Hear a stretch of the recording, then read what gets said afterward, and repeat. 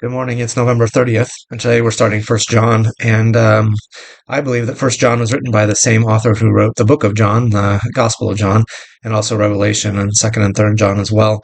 And I think that he wrote it with the intention of clearing up some things that people had mistaken from his gospel. So, famously, of course, the Gospel of John starts with the Word that became flesh and dwelt among us. And already it seems by the end of the first century, there were those who were understanding this word. Actually, it's a fairly common Greek concept as well, for some kind of phantom, some kind of spirit being that had always existed. And when John talks about him becoming flesh, those some of those heretics, I guess you would call them even at that point, were misunderstanding that, maybe even intentionally misunderstanding that to mean that Jesus, when he came, wasn't fully human, that he was this word that was appeared to be a man, but wasn't really fully human. Later on, this heresy would be called Docetism, coming also from a Greek term about dokeo, or to seem like. And so he seemed like he was a man, but he wasn't actually a man.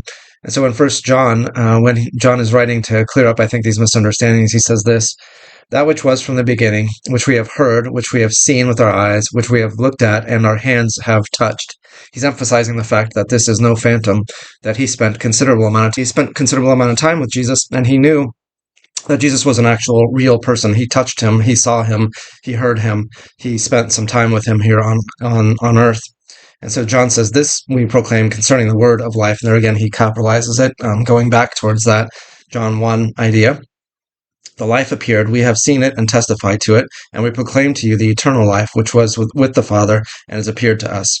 We proclaim to you what we have seen and heard, so that you also may have fellowship with us. And our fellowship is with Father and with the Son, Jesus Christ. We write this to make our joy complete. He's going to go on and talk about how they can know that they have eternal life in this book. And this is a fabulous book for understanding eternal security, how you can know that you are indeed saved. So in John, the Gospel, John wrote to talk about how Jesus did many things that were recorded and some that were not recorded, but the ones that John recorded were so that you might believe and have life in his name.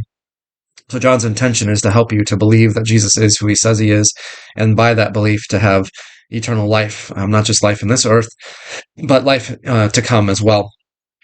And so First John has a further intention then of deepening that to making a sense of security in that belief.